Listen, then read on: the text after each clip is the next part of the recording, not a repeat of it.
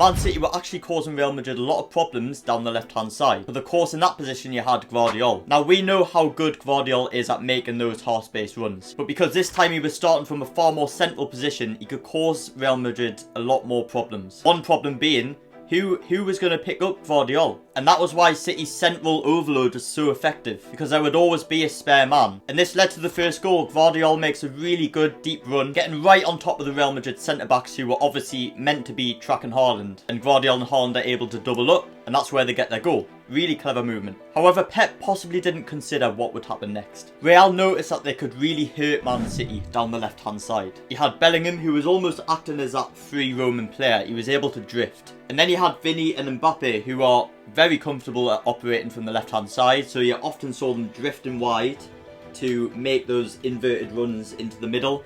And they would rotate really nicely with each other. And problems arose when City's in-possession intensity dropped. Now, to try and counter this, Pep brought on Rico Lewis, who is a naturally left-sided defender, so he thought it might help in those 1v1 situations. And he also then brought onto the pitch Kovacic, who was able to help in those transitional moments that were always inevitably going to come. But Real used a key and simple principle which helped them take control. It's called overload to isolate. And it essentially means you overload heavily one side of the pitch, forcing the opposition to shuffle their defensive structure across to deal with this, and then you switch the play to the side, to the man which is free on the other side, and that's how you can get the ball up the pitch. Now, Real obviously noticed that Man City were getting narrower and narrower in their defensive structure as they were trying to defend the lead that they had. But Real still had the pace and the intensity to dominate the last 10 minutes of that match. But they did this without even needing to press, because it was Man City's errors that invited the pressure of Real Madrid. And there were some really sloppy in-possession moments from Man City in that last 10 minutes. Edison, really poor kick, kicking it straight to